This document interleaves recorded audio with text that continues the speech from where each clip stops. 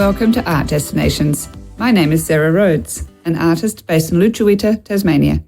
In this episode, I am in conversation with Nuvola Ravera about her work made with psychotherapist Laura Castellani, titled If I Cry a Lot, Will the Lagoon Become a Sea? The city of Venice takes on the role as patient in a psychotherapy session. The result is an exhibition of work that portrays Venice as an interconnection of all living and non-living things. Nuvola expresses the body and the soul of Venice through 3D negative glass sculptures, frottages and sound recordings. A transcript between Laura and Nuvola in the psychotherapy sessions are also published. To see examples of some of the work from If I Cry a Lot, Will the Lagoon Become a Sea? Pop over to our Instagram page at artdestinations.podcast. Art Destinations will be published fortnightly, and each season will focus on one place. The first season explores Venice and aims to provide an understanding of the layer tourists rarely see. The second season will focus on Tasmania, and the third, Sicily.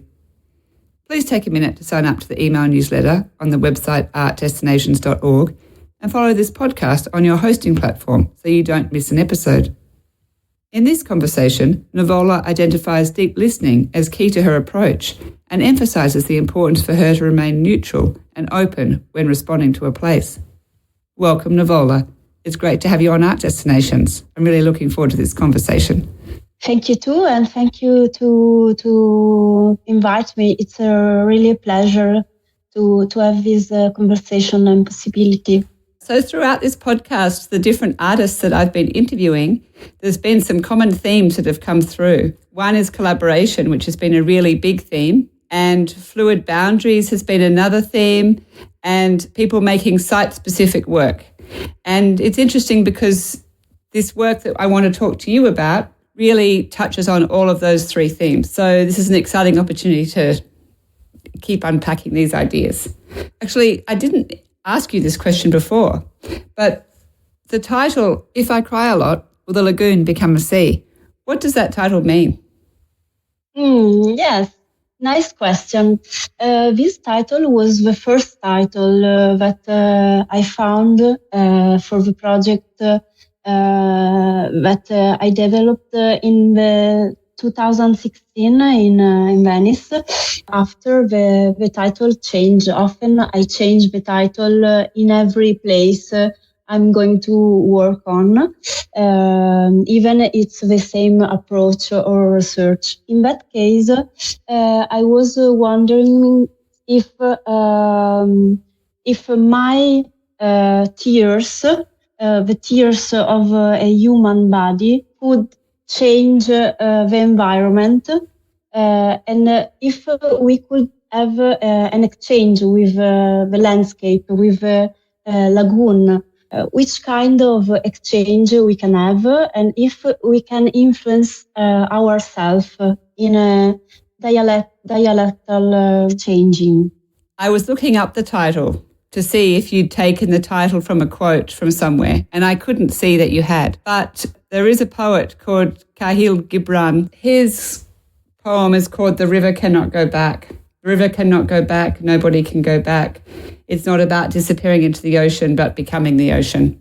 And I just wondered if there was a relationship between his way of thinking about that and yours. I have to say thank you, Sarah, because it's a good suggestion, the connection between Gibran's vision and my title, my project title.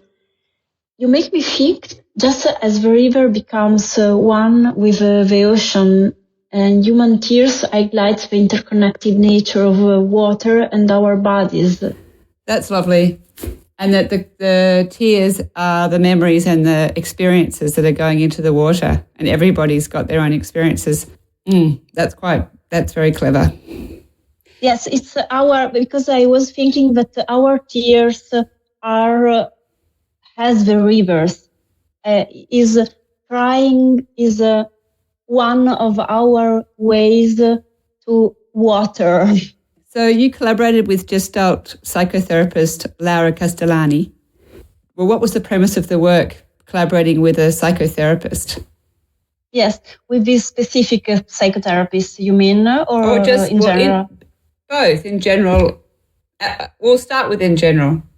I had in my experience some therapy that I had for a few years with a psychoanalytic method. But then when I was in Venice and I was looking for someone to collaborate with this specific project, I had just a suggestion from a curator that gave me the name of Laura Castellani. And then I found really interesting the gestalt therapy because I was thinking it was really resonant with my idea to work on the psychic residue of a city, of the Lagoon of Venice.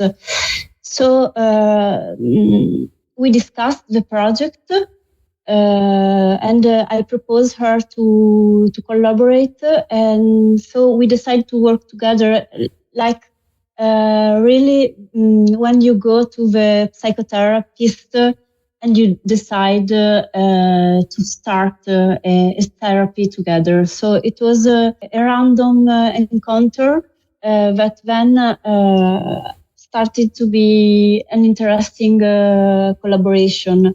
In particular, I found the special potential of gestalt therapy because, in my opinion, could engage the social and urban change. It focuses on the boundary where the relationships form and evolve. So it was for me really interesting to work with these kind of boundaries and with the possibility to generate ideas and proposal of a mutual change with a conversation with a therapist, but even with the places. So we try to destroy or to discuss the therapy setting and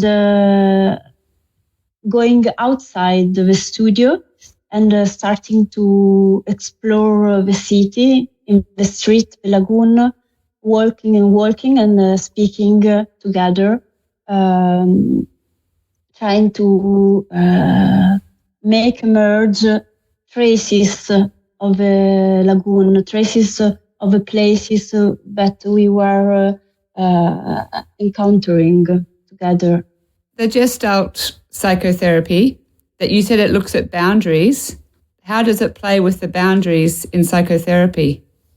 Yes, I think it's something of to exchange thought, to exchange memories, and the place where we exchange these experiences normally has this studio setting that has a kind of boundary. In that case, we were in the. It was like to be in the house of a patient, in the house of the organism Venice, the subject Venice. And so I was thinking it was an interesting work on boundaries because it was like to try to meet the patient or this subject and this kind of memory of the city in the specific place where the city was living. Okay. So then, what was the process with you and Laura? How did you do your field work, or how did you do your clinical sessions? Yes, we started really on the street. We decided to use walking as the first step, and we started to record sound noises from the walking, what was like living around us, and we started a conversation, but a strange conversation, I could say, because we were sharing something about ourselves, for sure. But even we try to observe the places, the stones, the squares, everything that was emerging around us. Really sound, people talking, voices, the fluxus of the people, but even of the water, how the water was moving in the canals. So it was like to be really lucid, or try to be really with open eyes all around us, with all our senses. So we try to use all the senses we could use. So we exchange our experiences together. So even the therapist put something of her in our conversation, but we try to record these tracks that we had all around us. This was the first point. Okay. So at the beginning, there was a little bit about the two of you talking and your response to the place, but then as you tuned in, you were really listening to the physical or the geographic, the natural environment. Is that right? That in the beginning, it would be very hard to separate yourself from the session, but then over time you could take yourself out. It was an incredible experiment, in fact, because there were moments really personal where we put all our experiences, and then we move out and we try really to start like a silent game and a listen game, like a deep listening session, even without speaking. So we had even this moment, and we in the same time I try to collect some material part of our experience. I mean, I collect this frottage.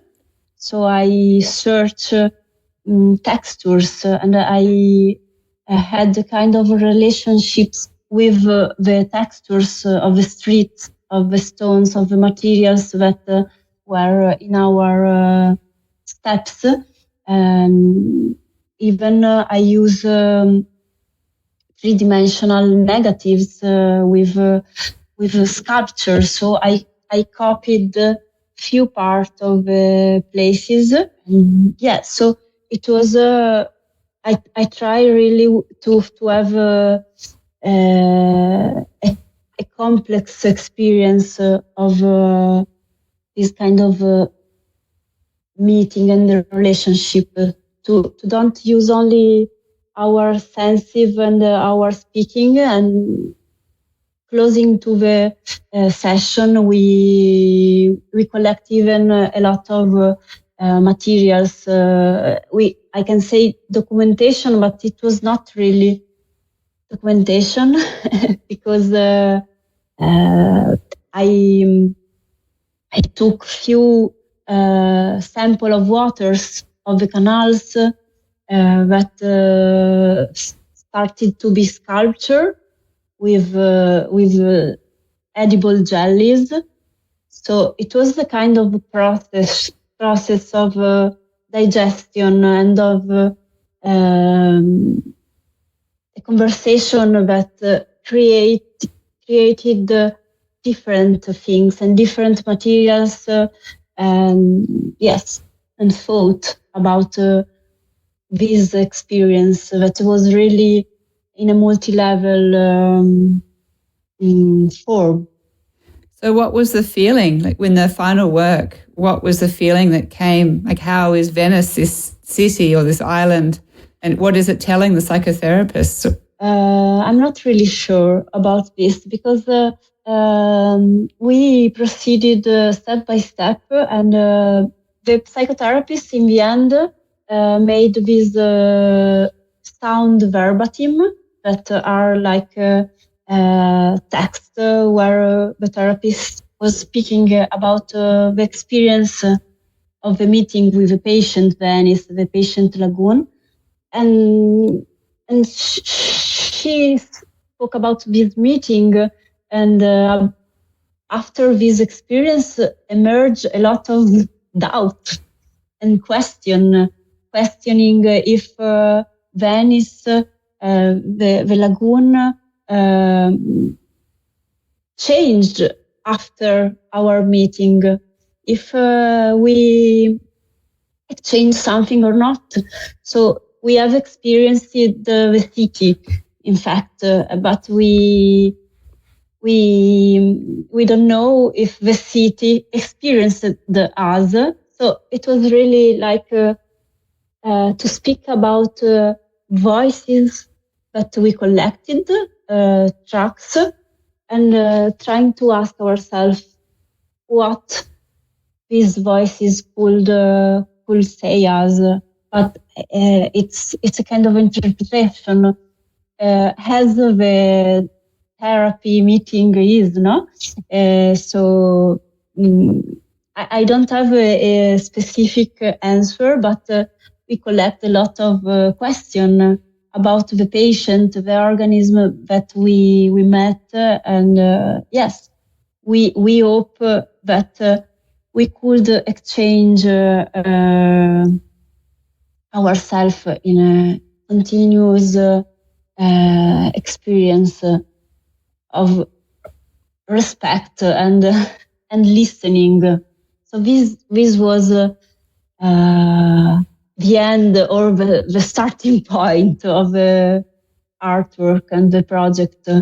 That's a really interesting idea because, I mean, listening essentially in terms of us moving forward as a humankind, listening is really the most important word in my view, that if everybody listened to the world around them and responded, then, we'd be in a very good, much better place. So I think that's interesting. And the idea that you wouldn't articulate how you interpreted the city if it was a person is also interesting, because it would be very easy to project, the over-tourism and the climate change and the rising sea levels and the periodic flooding in Venice as this sort of place in distress. But you don't say that. You don't project that onto your exhibition or your work. Or maybe you do and you just haven't said that. No, I didn't do this because I didn't want to really give voice to the water, to the organism, to Venice and the lagoon, because in fact I could not do it. It was really about a relationship, and to try to create this relationship, and then to bring with to other people, other places, this kind of experience that we had. But I could speak from from our point of view.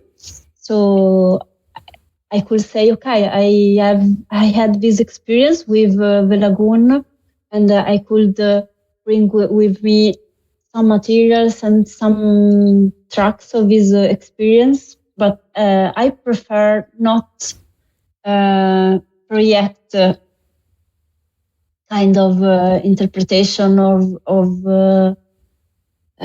yes, the mind of Venice, the mind of the lagoon. We encounter for sure the memories and the postures, soundscape, expression, even contradiction, and even traumas. We could say like that. We could find signs of this, but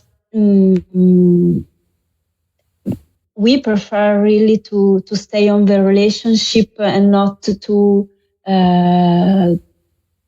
speak for someone else. Yeah. But surely you would feel a spirit, like by doing the frottage and by recording the sounds of the water and the air, you would feel a spirit. But are you saying that that's up to the person coming to the exhibition to interpret that? You wouldn't say that because everybody might interpret that spirit differently. The other thing is there's a lot of artists working in Tasmania, for example, or even Australia, and there's this particularly in Tasmania, there's this very particular atmosphere that comes through a lot of people's work. And they are projecting, of course, because it's subjective, but there is a strong kind of feeling that comes through. And they're responding to the place, like they're listening to the place, and that's what the place is telling them, and it's coming through in their work. And it's kind of this dark history, because we have this dark history here, like a genocidal history. So that really comes through in a lot of people's work. There's sort of a blackness of the terrible things that have happened here. And so I was just wondering how it would be possible not for a spirit or an atmosphere not to come through that could be articulated. Mm-hmm. I think something emerged for sure, but my intent was not to be really clear about my specific point of view interpretation, because I know something about the city. We know something about the histories and even the present moment that the lagoon is living, that is a bit bad, but I wanted in a utopian point of view to make free the lagoon from our actions, from our gestures that we made in history and even in the present moment. It was just a little action to make possible to the city present herself in a way, without reporting what we did to the city. Why did you choose Venice as the place for this work? There is a few reasons. The first one was that I was in Venice when I was invited by a curator, Angela Vettese, but it was a teacher too in my course of studies in U of University. So I was living in Venice in that period, and I had a strong experience of Venice in that period, of the place as a living subject. The curator invited us to work on the city of Venice, and I had this kind of epiphany of vision, sleeping close to a canal. I was really tired. It was springtime, and I was sleeping really really close to a little canal in the Fondamenta degli Incurabili. That is the title of the book too. I don't remember the author, but in that moment, sleeping really in a deep way, I was like dreaming, thinking. It was like a hypnagogic moment, and I felt this strong. I had this strong sensation of a living organism that was breathing with me in that moment. So it was a kind of apparition, vision that I felt in my body. In that springtime, I was reading James Hillman with his book, I think the thought of the heart and the soul of the world. Maybe is this the title? That question the contrast between subject and object in a way. That question the Cartesian dualism to try to return to a stronger relationship between all the organism. And so I think Venice was perfect because I was there in that moment. I was living this strong and deep experience of connection with that water, that place, and even there was an occasion to work on it. So these few reasons make me decide to work really in that sense. Did you feel, because you were sleeping by the canal, did you feel that you were Venice, that it was sort of becoming part of you? I didn't become Venice or the water, because it was like we were even before the same thing, the same organism. One time Virginia Woolf wrote that there are tides in the body. And I think the water of Venice is really influencing the tides of the human bodies that are living there. All the bodies are so present and so strong. It gives you the possibility to really feel another kind of material, another kind of subject.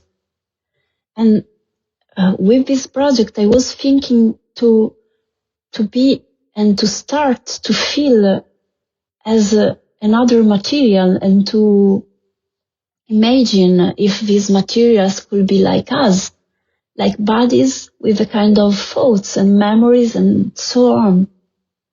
Okay, that's really great. I think that's very poetic. So in that case, my next question was how much of yourself was in this work, but I think you've probably almost answered that.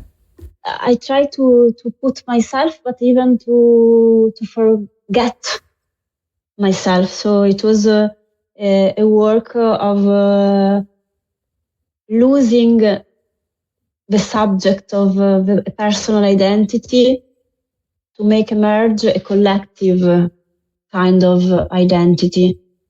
Even putting myself. So I try to be in the border between me and something other, someone other, someone else. You're responding to it, so therefore you are in this work. This work is probably just as much about you as it is about Venice, but at the same time you're taking yourself out of it, and so therefore you're probably taking Venice out of it as well. I try to work doubting about what is me, what is a subject, what is a specific identity and an individual identity, and with a collective identity and the environment and organism place that is breathing with us. So it was the possibility to have a meeting, doubting all the time, and to be often in the border of subject, object, me, you, the lagoon, the water, the stones that created the city as we could see nowadays. So this big scenography, living scenography with all these actors, with these to draw kind of unconsciousness that in a way doesn't separate ourselves. The unconsciousness is the place where we are not separated. Just speaking about, the fluid boundary that you were talking about just then, I'm interested in the Italian language and how it uses gender to describe land and sea and the relationship between the two. Yes. For me, it's interesting, this language subjectivation, but in a way, I feel that this element could be without gender, and because they have in common really this boundary. So the interesting thing is this place in between where the land and the sea have a meeting, and that little invisible line that separate is even the place where they have the possibility to have a relationship and to be something other. So it's the creation of another identity that is more interesting, because it is the possibility to put together different voices, different forms and bodies in between. So it's a third subject. I think that's really interesting, especially in the current way of thinking with how we see gender is increasingly becoming everything's becoming a sort of a non-binary way of looking at the world. We're being asked not to even art practice, really. The idea of each discipline is really sort of being deconstructed, and artists are working across disciplines more than, they always have, but it's even in art schools, it's sort of becoming studio practice rather than specific disciplines. So I think it's interesting that everything is, the shorelines is this beautiful metaphor for how society is increasingly looking at the world. Yes, it's a possibility to nourish ourselves, not to experience other possibilities to live the world and to interpret the words, because we have so many ways to do it. One is is dangerous, maybe, to be really in one structures that is heavy and not in movement. Yeah, which leads me to the next part about your practice more broadly. You're always working with different disciplines. And, you worked with a psychotherapist in this project, but you work with lawyers and anthropologists. And you also, in your actual mediums, you're working in sculpture and film, video, photography, drawing. So, you're looking at things from multiple viewpoints all the time. My first thought is, when you're working with someone, you're always going to be an outsider to their discipline, and they're going to be an outsider to your discipline. So how does that collaboration work? Yeah, it depends really from the occasion and the places and the people that are involved in the project or collaboration. In general, I think to the artistic practice really as a performative way to lose the separation between what someone calls soft and hard sciences. In the past, this boundary between scientists and artists were not really strong. So the training were similar. An artist could be a scientist too. So it's a kind of humanistic approach, not only humanistic but post-human approach to try to discuss the fragility of our convictions and the fragility of our discipline too. Every time I approach to a project, depending really on the place and the situation, I try to understand if I could have a new relationship with someone that could teach me something of new about the topic, about my research too, or about the place. So every time it is a kind of new learning and new possibility to discover new forms of studying the world and the places around us.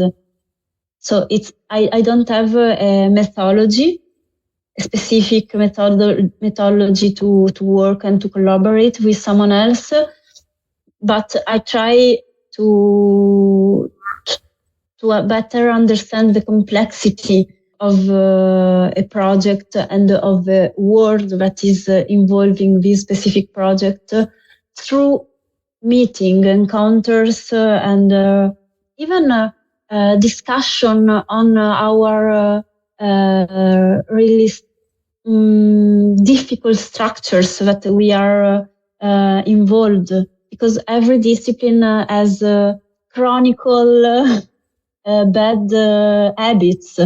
So it's a way to try to discuss our bad habits in all our approach and to find, even in this case, a place in between where we could be more sensitive and open. To what extent are you collaborating on these projects? Like, for example, with the lawyer or with Laura, the psychotherapist? I mean, you're obviously driving it, but are they equal contributors, or are they just contributing a small amount and sort of using their discipline to guide your practice? It really depends on the moment and the occasion. With Laura Castellani, we decided to hold session outside the studio as part of a project. She was involved as if she were working with her own practice. Sometimes I seek suggestions and interpretation from other disciplines, yes, and other times collaborators have equal say and involvement in the project. For example, in 2021, in another project that I could say it's the evolution of a project on Venetian Lagoon, we founded a collective in Genova called the Corpi Idrici, or water bodies. We involved architects, biologists, and we include legal experts too. By exploring the complex water system of Genoa, we invited a lawyer to discuss the right of non-human entities, and so together we co-authored a charter of water bodies' rights, maintaining a legal and poetic language too. We were inspired by the French Charter of Rights of Trees and the Charter of Children's Rights. And I like to think that in the environment and places contribute to the project as well as the various disciplines and people that are working together. Really often I expect that the project will evolve significantly from its initial conception. I guess if the premise of your work is listening, then of course you're going to adapt as it develops. So you said that Venice sort of defined your practice or influenced your practice. We've talked a lot about your practice, but I'm just wondering if you could summarize or conclude how Venice did influence you. Sure, Sarah. I think summarizing is always a bit tricky, but I try to do it. I'm really sure that Venice had strong influences on me. Just like growing up near water and in nature did when I was a kid. Yes, because in fact I always lived near water. I grew up moving around with my parents in a lot of anarchist communities along the coast of France, Spain, and Italy, in Genova. And all the time we were lived around water, and water was around us. Then Venice is one of the places where I stayed more time as an adult. And it's a really place that I dreamed a lot before I actually went there. I could say that Lagoon, with her special still water and murky waters, had a strong power on me. Remind me of the unconsciousness mind. And after experience Venice with her ghosts, I started developing what I could call my current artistic practice. In fact, after the psychotherapy of Lagoon, I continued using this same approach, a bit different for sure, but in other places. I have to say that sensing the lagoon as a living organism profoundly reminded me something that came from my childhood that had been lost in my memory.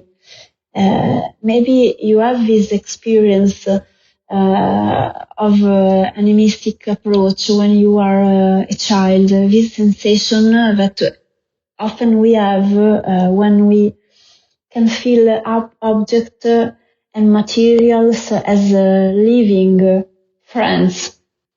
So, yes, I really can say that my work reborn in Venice through all this experience and make me more aware of everything around me, not just people, but all parts of the environment that are co-living with us. So I was just thinking, Nuvola, it would be quite fun to have a little word game. And if I said a word to you, you could say a word, the first word that came into your mind. And I have a little list of words that I thought you might respond to. So do you want to have a little play? Yes, that's cool. That's fantastic. Try. Okay. Water. Texture. Reverberate. Glitter. Sustain. Invisible. Give. Structure. Isolate. Appears. Connect. Speaking. Conceal. Time. Engulf. Organs. Swallow. Protection. Hold. Sand. Suffocate. Snorkels. Island. Humanity. Belonging.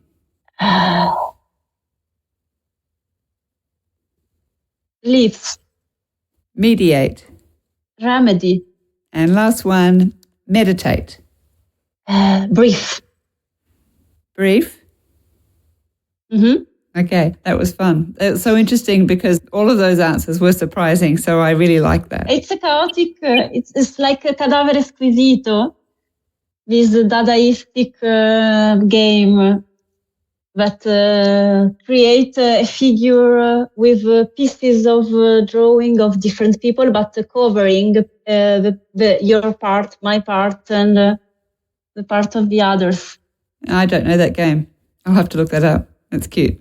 Okay, Nuvola, thank you so much for taking the time to meet with us. It was really interesting and such a poetic practice. I really enjoy listening to you.